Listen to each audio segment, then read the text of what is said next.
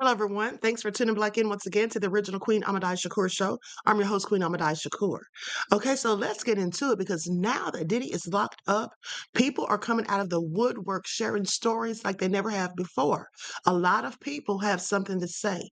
And so, first off, let's talk about City College because that whole incident was very tragic. As you all know, that I did a whole expose on that. Well, now some of the people involved have come out and they're talking. Okay, Diddy City College and the infamous night in 1991 when 9 people died. Let's get into it. Mega mogul Sean Diddy Combs has now spent more than a month inside a Brooklyn jail awaiting trial on federal trafficking and racketeering charges. Now, that may tank the former billionaire's hitmaker's career.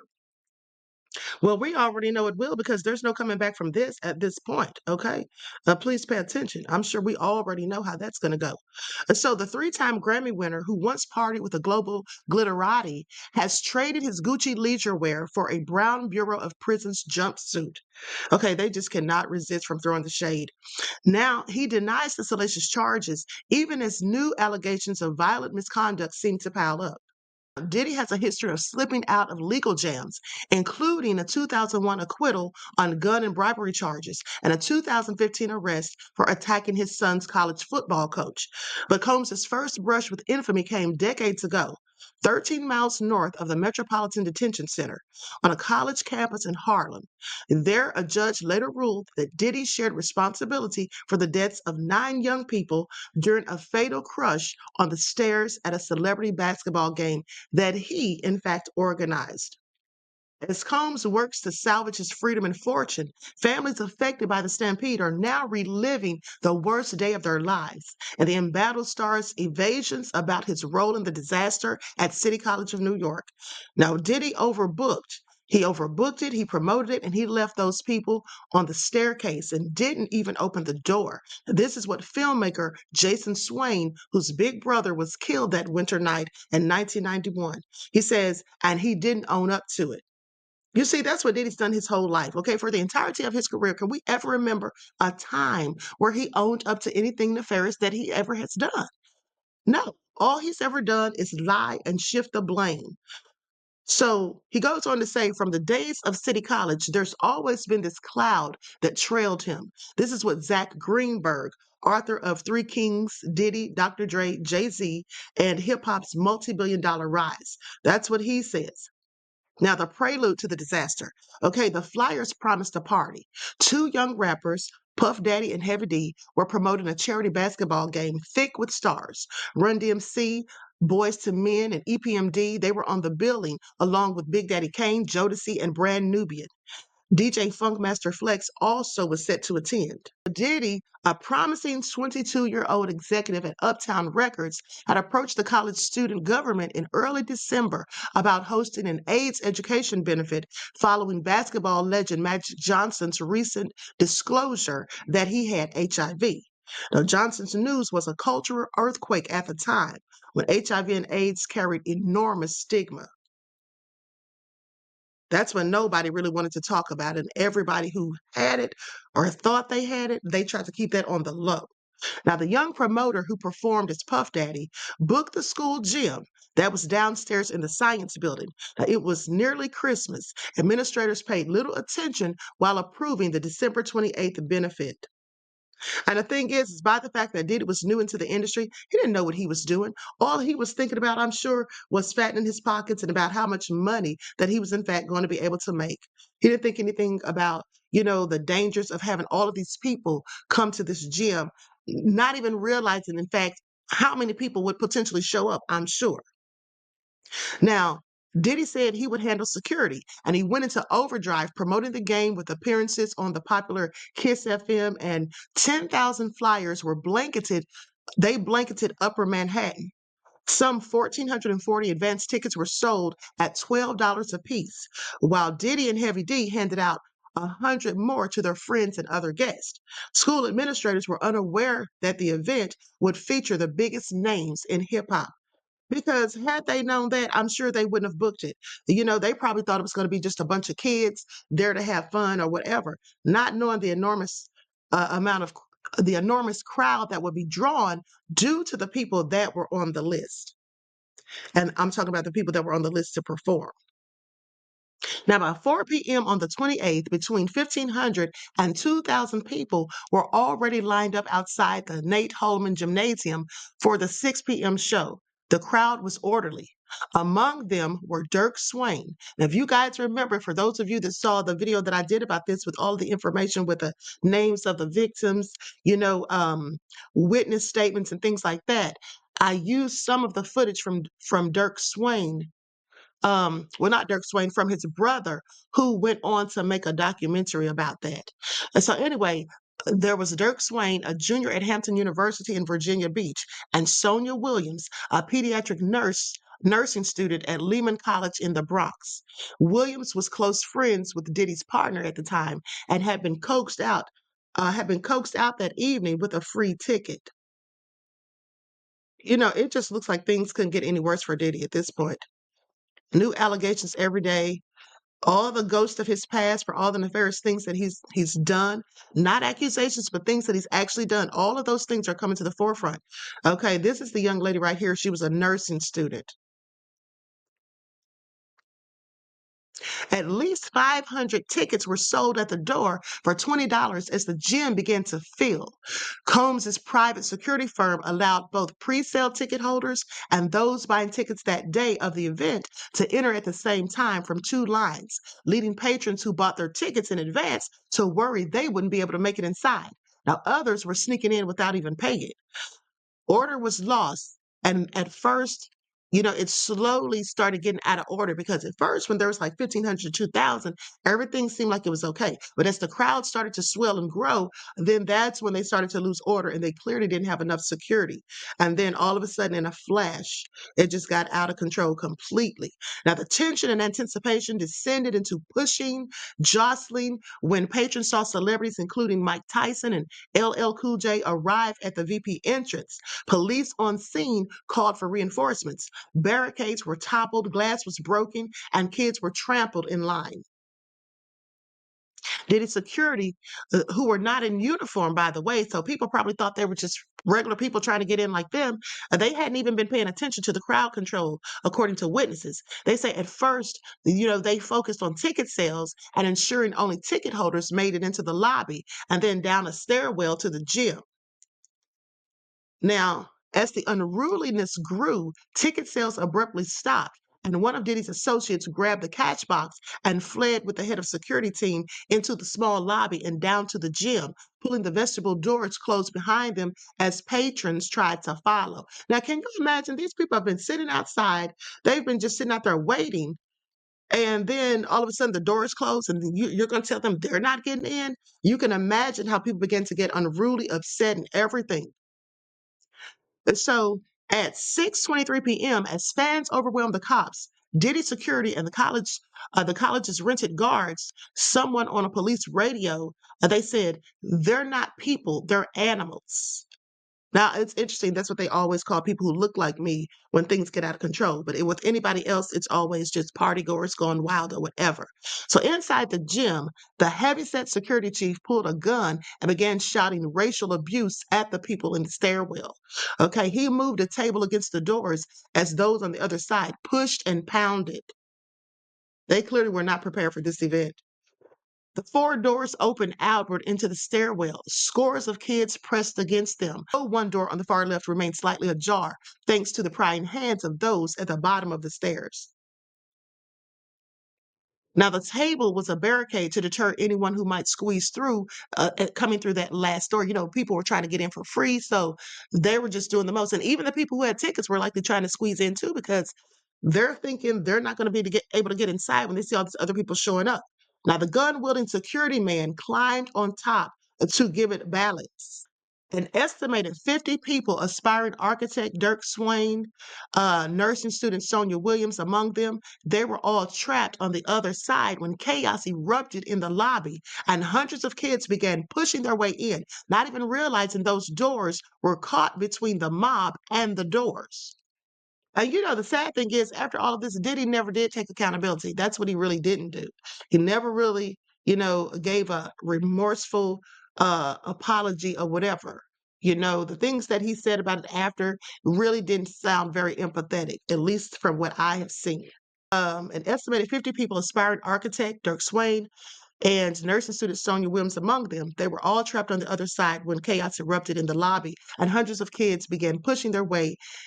They started pushing their way inside, not realizing those downstairs were caught between the mob and the doors. Okay, so the people that went down the stairwell, they were already like between the people trying to come in and also between those doors that they couldn't get open. That's what it sounds like. Now, someone says you couldn't go nowhere because people were continuing to come down thinking the gym was open. This is what Frederick Holloway, who'd arrived as a guest of the hip hop duo Nice and Smooth, this is what he would later testify to in court, saying that just the door and the people, just together, just smacking together, the doors were like a dam that was holding back the flood of people, he recalled. So the surge was so strong that Nicole Levi, who'd come as Diddy's guest, told attorneys that her feet left the floor and never touched the ground again. Now, can you imagine that? Like, that's so many people trying to push their way inside that you're literally lifted off of the ground. Okay, you're like being carried in midair by a swarm of people. So the air became thick and some started passing out. Others, closer to the slightly cracked door, its meager supply of air, they continued to pound, shouting that they couldn't breathe. Near the top of the deadly scrum, a few fought their way in. Like everyone else above ground, police didn't know of the desperate crush taking place less than 20 yards away. Officer Sean Harris, a 10-year NYPD veteran, had earlier tried and failed to clear the mob from the upstairs lobby before moving back onto the sidewalk. Now he turned to see frantic kids banging on the glass from inside, shouting for oxygen and ambulances. He muscled his way to the stairwell and saw it was literally wall to wall. He says, "You just couldn't get through." He testified in court also. Now, Harris mounted the banister and started a precarious descent until he lost balance and fell into the packed crowd. The trapped patrons left the police officer over, or they lifted the police officer over their heads, and young arms passed him, one to the other. Okay, so just imagine this sounds almost like at a concert when the person performing jumps into the crowd and everybody's like holding them up and passing them through. That's exactly how this I picture this is happening. And so anyway, they passed him around one to the other to the bottom of the stairs where he heaved open the cracked door and then fell gasping onto the table that had been shoved there as a barricade. The first thing Harris saw in court claims for Judge Louis Benza, this is what the judge would later write. The first thing that he saw was Diddy standing there with two women, and all three had money in their hands. Isn't that just like Diddy? Isn't that just like him? With all of this melee going on, people getting crushed, people just trying to get in, people screaming they can't breathe, just total chaos. Okay, a full on catastrophe in the making or in the process. Okay, and he's standing there with money and women. Okay, anyway, Diddy was stunned by the carnage on the other side of the doors, he later would say. Now, he joined in pulling victims from the stairwell and tried to perform CPR on Williams, his girlfriend's best friend, but she didn't make it. Neither did Dirk Swain, also 20 years old, and who never regained consciousness, or seven others ages 15 to 28. Okay, they say he died with his ticket in his pocket. That's what his brother Jason would later say. Now, mind you, his brother Jason is the one who did that documentary. And if you all didn't see that, you should go back and watch it because it was really good. It was a lot of information in there. Now, they say the cause of death of each victim was asphyxia due to compression of the chest. So these people were literally crushed to death. That's why they died. They were crushed. Such a huge crowd. I mean, this is like one of the worst cases of something like this happening that I think I've ever heard of. There's been a couple of other incidents, if you go back and do research, where at maybe a couple of rock concerts, things like this have happened. But this is literally one of the worst cases, in my opinion. Confusion slowed the emergency response. It was 19 minutes before ambulances were dispatched. The police duty captain at first refused to send officers to the gym, believing they were barred from the premises, even as individual cops went down to help the victims. Do you hear this? Now, I promise you, had that been a crowd full or gymnasium packed, a bunch of people who don't look like me, now you know the police would have gone. They would have sent the police right away. But so he didn't even want to do anything, thinking that they were barred from the premises and that the people weren't supposed to be there. They're barred when they're just trying to break in. Anyway, Judge Benza ruled that the college was 50% responsible for the death and the injuries, and that Diddy and Heavy D shared the other 50%. School officials ignored every opportunity to stop the unfolding disaster, he said, while through aggressive ticket sales and promotion, Diddy and Heavy D guaranteed a crowd that was too big to control. Now, Diddy would testify that he too barely escaped being crushed, but Judge Benza waived off his account. See, he's trying to get sympathy for himself. I want y'all to pay attention. This is just like Diddy, typical Diddy. He's been the entire way that he is now his entire life, as far as I'm concerned. Okay, trying to skirt accountability, making himself the victim. Oh, I was almost crushed too, Your Honor. I was there. I was given CPR. I almost got crushed myself. No, the judge just discounted that, noting that none of the other witnesses placed him on the stairs when the havoc broke out. So he could have just been telling the whole lie that he was sitting there trying to do all this CPR and whatnot. And then goes on to say, by closing the only open door giving access to the gym, Diddy's forces who were fully aware of the crowd uncontrollably pouring down the stairwell, they created something akin to a dike, forcing people together like sardines, squashing the life out of them, the breath out of their young bodies. This is what the judge would later write. Now, Diddy's attorney in the City College litigation declined to comment. Heavy D, whose real name was Dwight Myers, died in 2011. No criminal charges were filed. Now, I'm going to show you this picture of Dirk Swain. He was among the 9 people who were killed at that event. And as I told you, it was his brother, Jason, who did the documentary. That's actually them on the screen. That's both of them right there.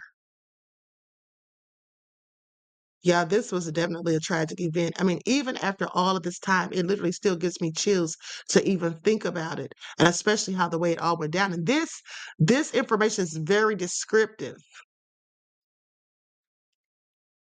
And that was Jason's older brother. So sad. Now, while Deputy Mayor Milton Molan had chastised the mob for a lack of care, which has become a reality of modern day life and which must be stopped before any more lives are lost. This is what he said at the time. Um, Benza's ruling 6 years later held them mostly blameless. Okay, like they really didn't get much responsibility. He said, "It does not take an Einstein to know that young people attended a rap concert camouflaged as celebrity basketball game."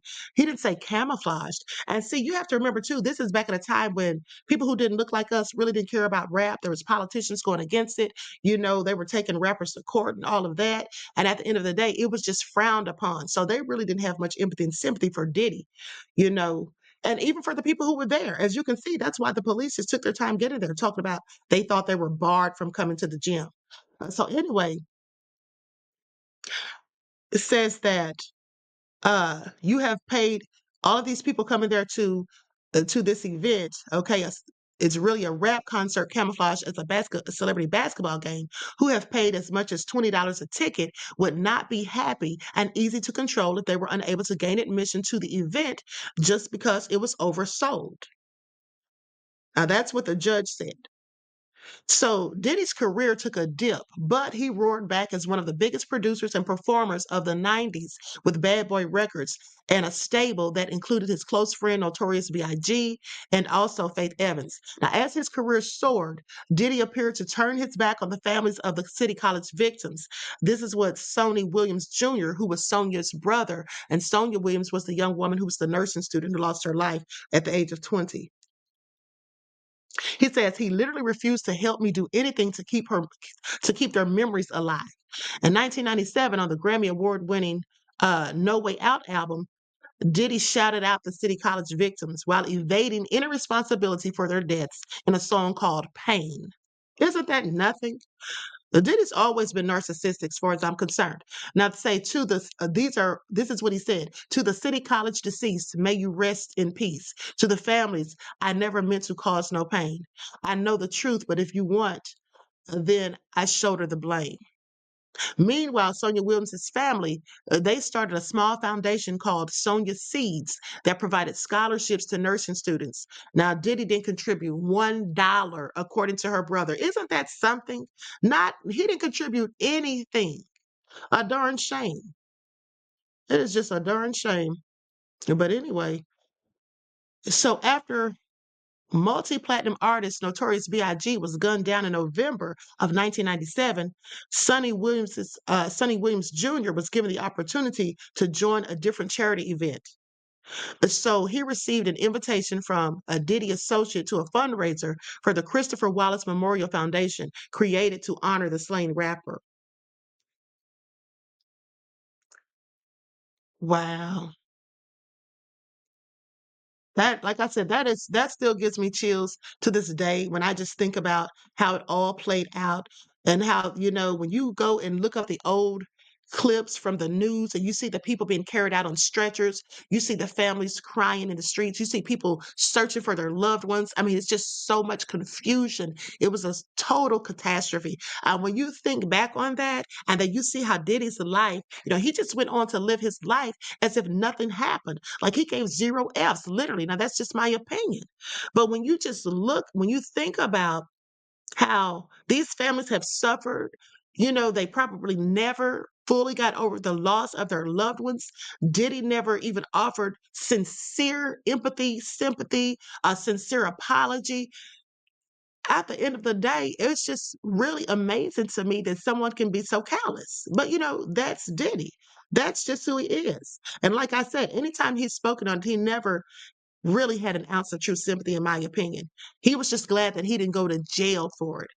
And it's really interesting too when we think about all of these brushes with the law that Diddy has had over the span of his career and never really got any justice. But guess what? He's going to get justice this time. That's what he's going to get. Okay, so please pay attention. Diddy was just beginning to make a name for himself, but he wanted to do whatever it took to become the new face of hip hop. So he decided he'd host a celebrity basketball game in New York. Problem was, he did almost no planning. So by the time the game started, over 5,000 people showed up to an arena that could only hold half of that. And just minutes before tip-off, all hell broke loose. Because all the people that didn't make it in broke past the barriers and stormed into the arena, knocking down security guards and crushing anyone who got in their way. But then thousands more come. Talking about almost, I would say it was 10,000 people outside. And it was crushing people down at the bottom of the stairs. Saying you see people just laid out. I'm talking about kids completely limp, laid out. We got a lot of people here dead in the gymnasium, please. But to Diddy, it was worth it. That's really how I started to become famous. It was through a tragedy. I remember one time somebody said, you're a tragic hero. And I said, what does that mean? And they were like, in Shakespeare, he always has a tragic hero.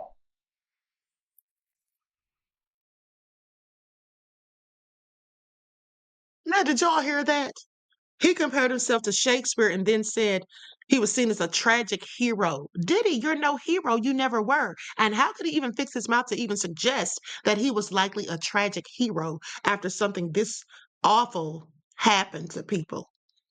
You see, that's the stuff I'm talking about right there. Anyway, with that all being said, drop me a comment to let me know what you think.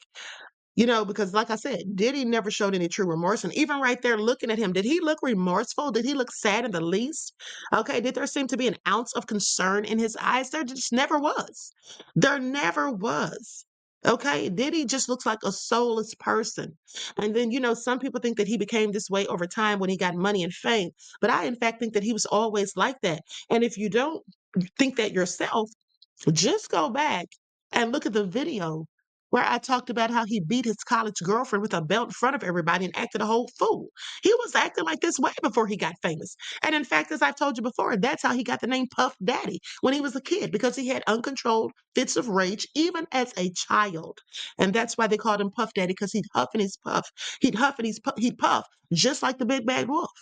Okay, but where's the big bad wolf now? Yeah, sitting behind bars, clearly where he belongs. So anyway, with that all being said, each one teach one. That's how we grow and thrive. Do something productive, constructive, but never destructive. And always remember, beloveds, to keep the Most High first in your lives. Peace.